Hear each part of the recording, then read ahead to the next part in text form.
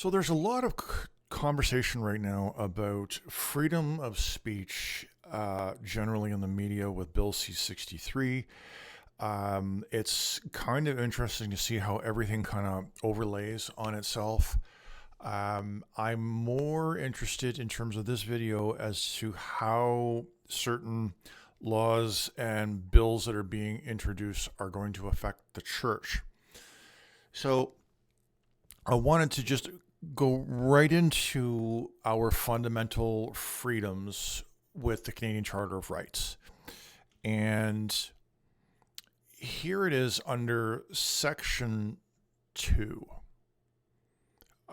We have, as Canadians, a freedom of conscience and freedom of religions. These are our fundamental freedoms, and we know that. We know that for ages and ages and ages, since Canada was founded, we have had freedom of expression, freedom of faith, freedom just to be a Christian or a Muslim. It doesn't really matter. We have those fundamental rights in Canada, and things are really starting to get sketchy. And where I wanted to go first is to Bill 367. So Bill 367 was introduced back in November of 2023 by Mr. Blanchette from the Bloc Québécois. And it's really what's happening now with this, and the waters are they're murky with this particular bill, because what they're saying is you can't use your freedom of speech as an excuse to submit your opinion in an argument somewhere. An opinion on a religious subject, or an opinion based on a belief in a religious text. So previously we could say, I'm a Christian, I believe the Bible, therefore I believe homosexuality to be wrong. And because of the way our charter our charter is worded, we can't be prosecuted for that. Now, if we start to bridge into hate speech and condemning and all the rest of it, well, that's where things get really, really tricky. But fundamentally, and at its basics and as our foundations, we've had the ability to say what we believe in pretty much any setting without concerns of being arrested and or tried as a criminal. But with this being examined, it's not implemented into law yet. It's only on its first reading up here. But if this does go and get passed into law, we are theoretically, as Christians, in a lot of trouble. And so let's now then move over to Bill C-63 and just kind of look over a few items in there that are going to be important. Okay, so this is Bill C-63. I wanted to bring you guys through the actual text to give it some validity and to show you that this is the real stuff.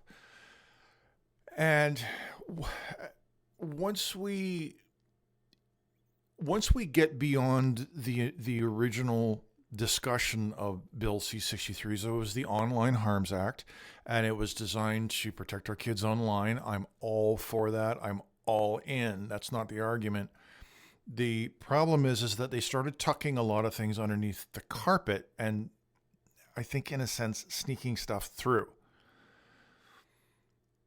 When you look at a number of these things and you apply it with and alongside Bill 367, the previous discussion, this is when things really start to get dangerous, because if you have an offense that's motivated by hatred, then you are committing an indictable offense and liable to imprisonment for life.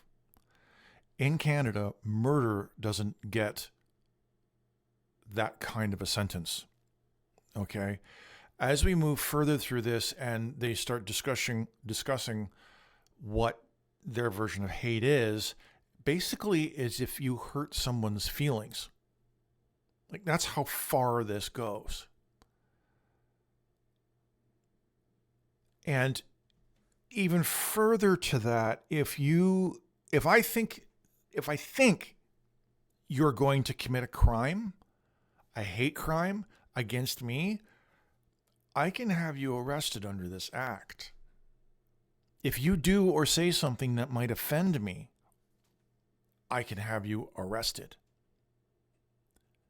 So this is where the problem is. How can we enforce laws? How can we create laws for crimes that haven't been committed?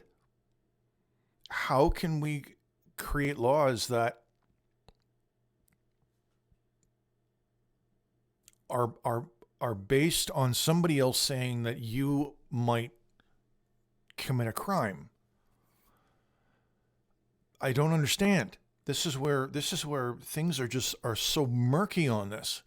Are we about to turn into there was a movie out there called Minority Report, and that's what that movie was based on. Using computers and software to keep ahead of crime and put people in jail for crimes they didn't commit yet or may never will.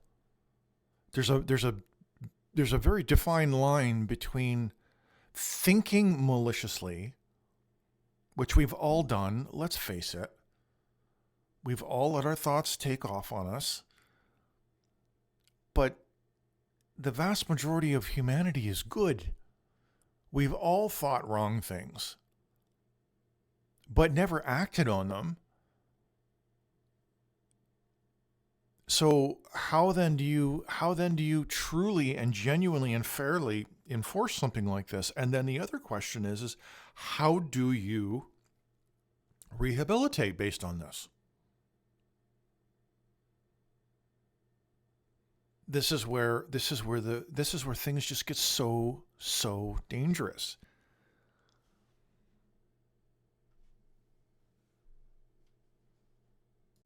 So some of the other things that make me really upset and nervous is in Bill C-63, if I bring you up on charges, then you could pay me compensation of $20,000. So does this turn into a profit thing? Does this turn into a business for people? Just slinging accusations at people, at organizations, at churches, at pastors, their next door neighbors, their teachers, to profit from it? Because then if you're convicted based on my accusation, you could be into another $50,000 being paid out to the receiver general as a penalty. And this doesn't take into account the fact that you've lost time from work to defend yourself. You've lost your career, potentially. You've had to pay for lawyers. You've all of these costs for you as a defendant are being added to it. So, and then with all of this, you won't even know who brings the charges against you.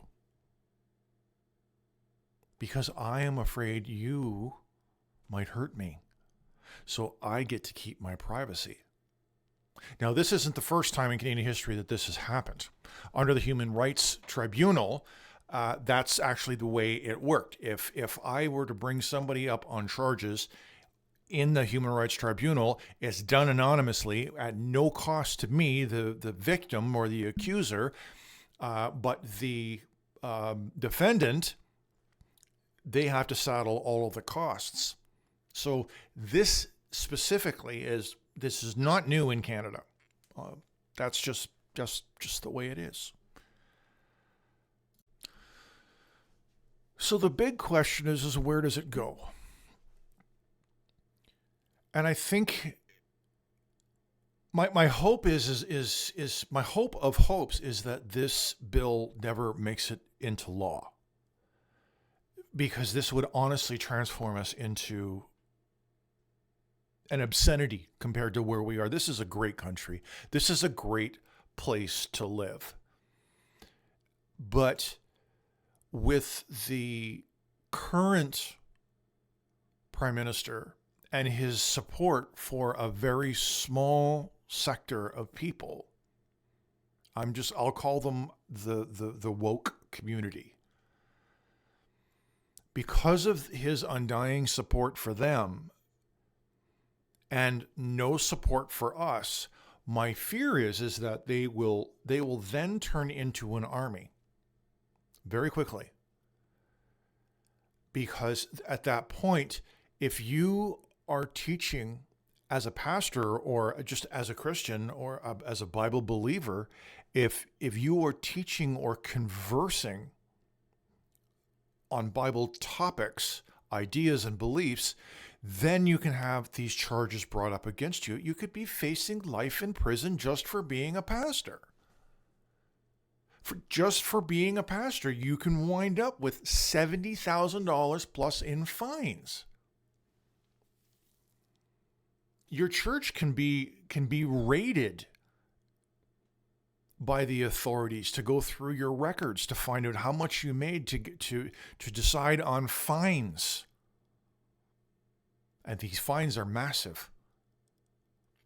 So, and it's not just one charge. I mean, think about this very clearly for a moment. If you are a church and you have, say, a couple of hundred people that watch you on Facebook or YouTube or any other platform for that matter, and you say something slightly sideways about the woke community, well, you could have a couple of hundred people pressing charges against you. So it's not just a case of one prosecution. You could have literally organized gangs, organized groups that are targeting Christian organizations. I honestly would give the church mere months of existence after this is put into law. We need to step out as Christians, and pastors, you need to consider talking to a degree about politics from the pulpit. You can't tell people who to vote for. No, absolutely not. But can you bring this to their attention? If you're a church that is vehemently against abortion, this coming Sunday, I encourage you to look at your congregation, because on Trudeau's first entry into being a prime minister, 60% of the people in your congregation voted him in.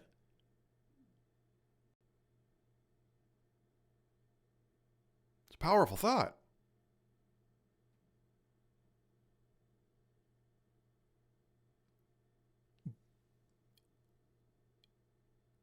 Bill 367 and Bill C-63 was a declaration of war against the church, the Bible, and God.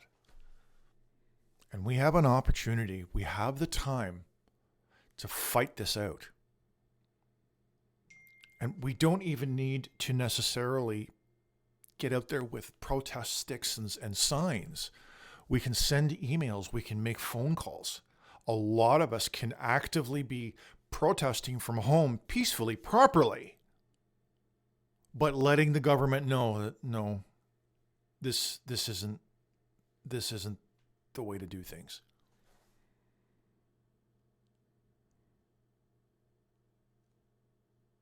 If what I've said up until now isn't scary enough, There is the possibility that the Liberal government can use Bill C-63 before the next election in 2025 to get rid of his opposition. Think about that just for a moment.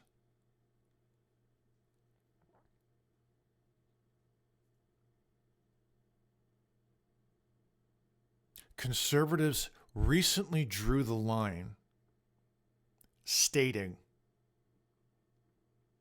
their particular view on safe spaces. For example, Pierre Poilievre recently stated that he believes in safe places for women. He also does not believe in the idea of puberty blockers. Now, if you heard Trudeau's response, Trudeau accused him of a hate crime and inciting violence. It wasn't violence, it was just an opinion. How far does this go?